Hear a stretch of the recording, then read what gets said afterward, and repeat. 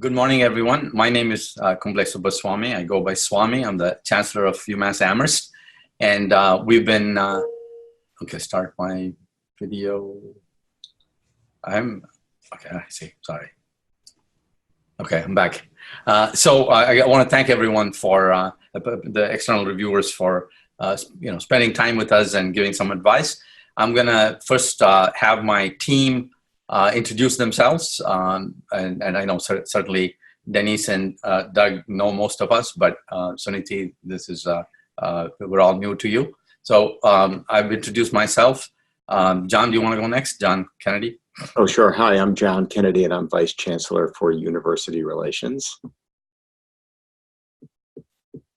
Hi, I'm Andy Evans, Vice Chancellor for Administration and Finance. I'm Mark Fuller. I'm Vice Chancellor for Advancement. That includes the areas of alumni marketing and communications, alumni engagement activities, as well as alumni development activities. I'm Mike Malone. I'm the Vice Chancellor for Research and Engagement. Good morning. Good morning. Hi, I'm Steve Goodwin. I'm the Deputy Chancellor. Shane, you're muted. And good morning, everyone. I'm Shane Conklin, the Associate Vice Chancellor for Facilities here at UMass Amherst. Good morning. I'm Ryan Schmeltz. I'm the Principal Consultant assigned by IntelliVen to work with the UMass Amherst team. Thank you. Nice meeting everybody. Ryan and I go many years back. Nice meeting everyone now. So as I think you gathered from the materials we sent you, we focused for this on streamlining and improving our corporate relations, corporate and business relations operations. We've been, as the materials show, somewhat siloed, and we'll get to the current state and future state very shortly. The person who's been leading our thinking about this and how to change and how to bring about the change is Mike Malone, our Vice Chancellor for Research and Engagement. And so I'm going to turn it over to Mike to make our brief presentation, and then look forward to hearing your thoughts on our process and how we go forward. So Mike, take it away, please. Thank you, Swami. First, I'm going to share my screen and make sure everybody can see it. Yes. Is that okay for everybody? Mm-hmm. Great. Well, thank you. And the plan that we have laid out here is I'll plan to spend about 20 minutes just walking through the presentation, which I think you've all had a chance to see in advance. But I'll make a few comments as we go. But if you have anything that needs clarifying, please interrupt me. We will leave plenty of time at the end, plenty being about 20 or 25 minutes, to get your input, which is the most important thing, I think, of the exercise here. So, as Swami mentioned, there are many good reasons that we want to focus on corporate engagement at this time for the campus. We laid out some of those in a cover email to you. We have lots of things going on that will benefit from an increased focus on corporate engagement. And let me tell you a little bit about what we mean by that in this format that Peter provides. What do we provide in the corporate engagement area?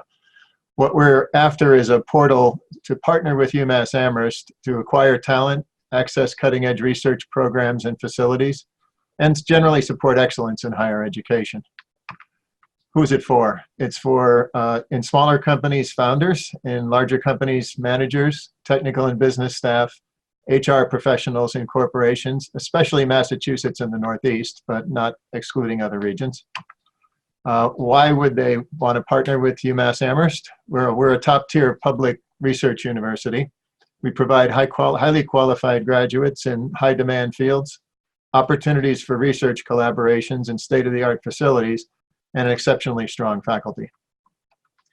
Let me say something about the current state of corporate engagement here at the university. Large universities generally, and we're no exception to this, have a rather complex organization and many ways of engaging with external stakeholders. Some of those ways of engaging are, for instance, through particular programs of study in colleges or departments. And we also have organizations called centers and institutes. These might be relationships on advisory boards. They might be alumni. They might be recruiting in a particular department for talent, or sponsoring research, or many other forms of interaction. Today, we're using the platform for our online education effort called University Without Walls. That's another way that universities can interact with companies, and that's growing, I would say. In the research area, we have several offices that, for instance, facilitate company-sponsored research, or research partnered with companies to secure government grants. I'm going to come back to that. Development and alumni relations, that's Mark Fuller's shop, really should be called advancement. There's some alumni marketing. There's also corporate relations there historically, donor stewardship. And then, of course, the leadership group has various interactions with companies, as does our president's office. So with these multiple points of contact, I think we're probably arguably not as good at internal coordination as we should be, and this can lead to, we think, some missed opportunities. We've noticed over the last several years, other peer institutions like University of Michigan, Texas Austin, University of Kansas, Penn State, and some others have gone to what's come to be known as a more holistic corporate engagement operation, and they've all seen significant benefits. So we haven't done that yet, and so this is the reason we think it's important, and we know that others among our peers have done it. Let me just show you a little benchmark data. I'm going to focus on the research that we do with corporations. These are data from a survey that's done every year by the National Science Foundation. They focus on collecting information from universities because there's lots of research going on there. One of the categories is how much is expended in the total budget on R&D that's funded by business. That includes both industry funds and funds that are passed through from industry when they are the prime contractor for a federal grant. So there's two kinds of funds here. If we look at institutions we compete with in Massachusetts and the Northeast, we're here currently just under 4% of our total spending on research. That total spending, I think we mentioned in the cover email, is currently about $211 million. If you look at, for instance, Tufts, Northeastern, and Brandeis, located in kind of the greater Boston area, more so than we are, they're ahead of us, but as is Yale, and UConn has been gaining on us. So we think it's important to give this some attention now. I guess it's no surprise, given the nature of the institution, that MIT has a sort of disproportionate share of their spending on research that's supported by business. We think 10% is a good stretch goal for us. If you look at other national universities that I'm not showing here, that's a number that some of the best in class have reached with this more holistic engagement strategy. If we can move from where we are to this 10% mark, in current dollars, that's worth about $12.5 million a year to us. So we think it's significant. But beyond that, there are many other benefits that we're looking for out of this engagement. Let me show you a picture that we think is... Excuse me, does it make sense to have a percent goal as opposed to a dollar goal? That's a good question, Doug. We'll come back and revisit that. So we could set this in terms of absolute dollars instead of percentages. I don't think there's any particular reason we picked the percentages, but we'll come back and do it in real dollars as well. I think that's a great idea. Thank you. I wanted to say a few things about engagement from the industry perspective. And for that, I'm using this chart that was originally developed at Hewlett-Packard. So their terminology goes through 5 phases in their case. The earliest phase here is one that they call awareness. They may participate in career fairs. They may conduct interviews. They may have what they call an EDU account for their university customers. So this is affiliated with their sales operation. And the first two are affiliated with recruiting. So that's a pretty common engagement for a corporation. The next phase would build on this relationship. And for instance, software grants are common thing for them to do because they're also a vendor to the institution. Internships and co-ops, which we're very interested in ourselves, research grants, and then various industry affiliates advisory programs to particular areas of interest to Hewlett-Packard. So we have many relationships that are in phase 1 or phase 2. We have a few that are at these later phases, but the holistic engagement idea is to make this a continuum and reach the kind of strategic partnerships with a few select institutions where we can create real win-win situations for both UMass Amherst and for the industry partner. So that's the sort of landscape of corporate engagement. Let's talk about this change framework, which is the way that the IntelliVen folks recommend to think about these initiatives. So where we are at the moment is the current state is pretty siloed. Various entities will contact with corporations with perhaps mixed purposes and not always knowing what the others are doing. I showed you this less than 5% current state of research spending. We have other benchmarks for internships and corporate philanthropy, as you might imagine. We think that we can advance these as well. Part of our strategic plan is to be a partner of choice. We think there's many corporations that don't perceive us as a partner of choice for talent acquisition or research partnerships or philanthropy. Some of that we believe is due to our location and visibility. We're in a pretty rural area, a couple of hours from Boston. We also think there's an important viewpoint from the state, which is capital investment in UMass has not been as large as we would like it to see. Some of our larger investments in the recent past have been really motivated by economic development considerations as much as higher ed considerations. If we can move this initiative forward, we think we can have a major impact on the Commonwealth and beyond that to gain and sustain our top 20 status.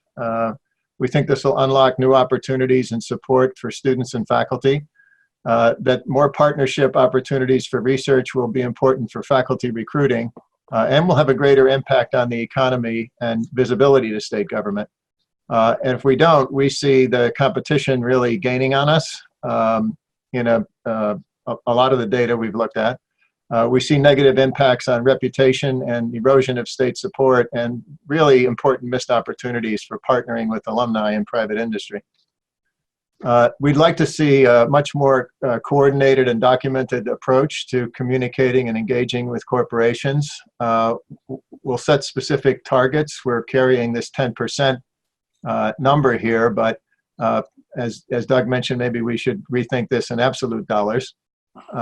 Internships and corporate philanthropy, we also want to see some increase in those numbers. We haven't set those targets yet.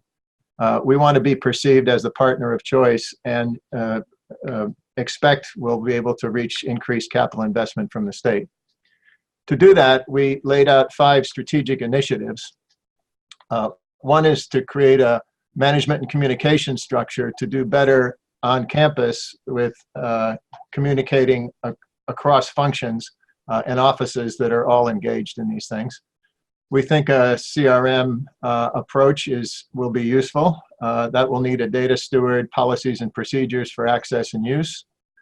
We also have to build a greater campus culture of corporate engagement by promoting more internships and through new policies and procedures for those. We want to expand data and analytics on peers and make sure we understand these metrics and goals. And take all of those and develop a corporate strategy for each of the major prospects to grow engagement where it makes sense for both institutions. It might be research, internships, might be philanthropy, might be all of those three, and then put them into action. There's always some barriers remaining. We do think that many individuals are not prone to share this information. Historically, we've not done that very well. The corporate engagement has been distributed in a number of different offices. Each of them have a piece, but not necessarily the authority to do this holistic approach. Some key programs don't include internships in the curriculum. We don't want the internships to delay our students' graduation. Work has started on this, and we think that that will be much easier going forward. Some people believe that at a public institution, it's difficult to protect proprietary information. We do have some exemptions to the Massachusetts open records laws, but I think this is a consideration for a lot of companies. We don't have great coordination with the rest of the UMass system. We'll have to work on that as we go forward. And we have, I would say, quite a bit of bureaucracy here. We have limited agility and risk tolerance in negotiating innovative contracts. Although we've been doing a lot of work on that internally, there's still room to improve. The first thing we thought we would attack, we'd be happy to have your input, is this first strategic initiative, and that's expanded on the next page. We think to do that, we need a high-level implementation team. We'll look at best practices at peers and potential models for how this organization would look. We think it's important to do some test cases to demonstrate what we're talking about to people on campus and off. So we are thinking right now of looking at our top 3 company relationships and form engagement teams for each of those to get some clarity on what's happening on campus and how we can do better interacting. We'll need some lead contacts for each company. We want to set up an accountability board, at least from the campus stakeholders, and a peer group for the lead contacts. And we also think it's very important as we go through this to get input from industry partners, particularly those that we think we understand, and invite them into the conversation. We have a sort of initiative to action here that summarizes some of what I just said. For instance, the executive sponsor for this implementation team will be the chancellor. I would be the team lead, working with Mark Fuller, the vice chancellor for advancement, the provost or their designee. We haven't gone out of this team yet to decide who this would be. And we think some of the key deans will be the dean of engineering and the dean of natural sciences, because this is our largest college and engineering has a natural role in the corporate interaction space. That's the strategic initiative we're working on. A little more on best practices. We'll not only benchmark peers, but there's national organizations that have information, like there's an organization of corporate relations officers. There's an outfit called the University Industry Engagement Advisor over the last few years that's provided some good best practice information. And there's a national organization called the University Industry Demonstration Partnership, a number of big industry partners and peers of ours. We are not currently a member, but we're pursuing that. We're after first some models for the target state organization and some demonstration on a few, perhaps 3 of our top prospects. And the key, we think at this stage, is to engage a larger group of campus stakeholders along with selected industry partners.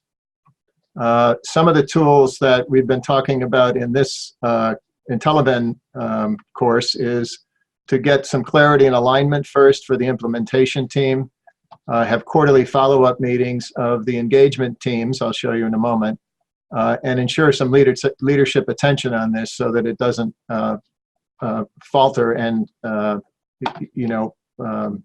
we'll have the same conversation next year, as Doug mentioned in his introductory remarks, if we don't pay attention to this. We think the peer group support will be important for these engagement teams because that's new to people on campus. And we want to use these results to enlist a larger group of campus stakeholders. We'll be able to tell, we think, how this is going by looking at updates from the implementation team to the chancellor, these quarterly meetings for the engagement team, how much participation and the nature of feedback from the stakeholder groups after we make these presentations, and how much enthusiasm there is for key people on campus, that, like the rest of the deans and certain departments and key faculty, to participate in the other strategic initiatives that I showed you a couple of slides ago. The key issue really, we think, is getting buy-in from stakeholders on campus and our industry partners. If we have that, then we think it makes sense to follow that with some of the strategic initiatives 2 through 5 that I laid out. So we'll have some straw proposal structures, we think. In fact, I can show you one. By mid-October, we'll have a draft final structure by mid-November, and start these presentations early December to the stakeholder groups. We have a semester break that will happen just before the holidays through the 3rd week of January, but we think we can finalize this structure by February 1st. One of the structures we're talking about is this one. We're not wedded to it. We'd love to have your comments. We're thinking that the engagement team I mentioned would be different for different companies. One company might have a long relationship with recruiting from a certain college. They may be now interested in one of our new colleges like computer science. We have a specific example here we're thinking of. Online education may be another interest of theirs, and they may have memberships on the various advisory boards on campus. So we think we need to go across these functions with some kind of information sharing so we can get a holistic picture of the entire relationship. And I think today that's pretty challenging to assemble. What we need to do is get good at this piece. We want the partner company to have some kind of lead contact. In the pharmaceutical industry, I think a common term is alliance manager. You might say account manager if you're in the sort of vendor relationship. But some kind of greater coordination between what the company view is and how they think we are doing and how we might do better. These are the campus stakeholders we think are important. And if we haven't decided a firm structure yet, but most places this function reports either to my analog at another university or Mark's office, or sometimes to both. We think going forward it's important from a career standpoint and an academic standpoint to have the provost engaged. So with that, I'm going to stop and see if we can now spend the rest of the time on discussion. Thank you.